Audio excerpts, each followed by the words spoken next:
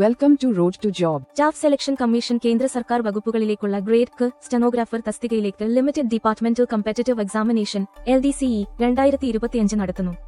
Central secretariat, railway board, armed forces headquarters, election commission of India, Indian foreign service branch B, central vigilance commission എന്നീ വകുപ്പുകളിലേക്കായി 326+ താൽക്കാലിക ഒഴിവുകളാണ് report ചെയ്തിരിക്കുന്നത്. Departmental ഉദ്യോഗാർത്ഥികൾക്ക് മാത്രം ഈ പരീക്ഷയ്ക്ക് അപേക്ഷിക്കാം. നിലവിൽ സ്റ്റെനോഗ്രാഫർ ഗ്രേഡ് D ആയിരിക്കണം. വകുപ്പിനെ ആശ്രയിച്ച് 3 മുതൽ 6 വർഷം വരെ അംഗീകൃത സർവീസ് ഉണ്ടായിരിക്കണം. കൂടാതെ കമ്പ്യൂട്ടർ പരിജ്ഞാനം നിർബന്ധമാണ്. തിരഞ്ഞെടുപ്പ് 3 ഘട്ടങ്ങളിലായാണ് നടക്കുന്നത്.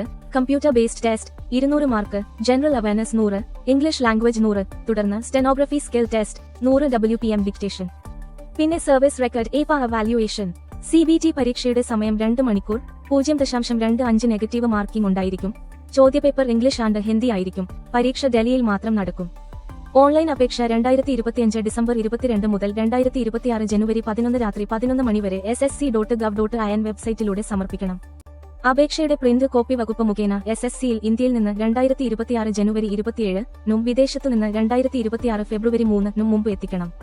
SC, സെയിന്റ്, PWBD വിഭാഗങ്ങൾക്ക് സർക്കാർ നിയമപ്രകാരം റിസർവേഷൻ ഉണ്ടായിരിക്കും. ആധാർ ഓഥന്റിക്കേഷൻ ശുപാർശ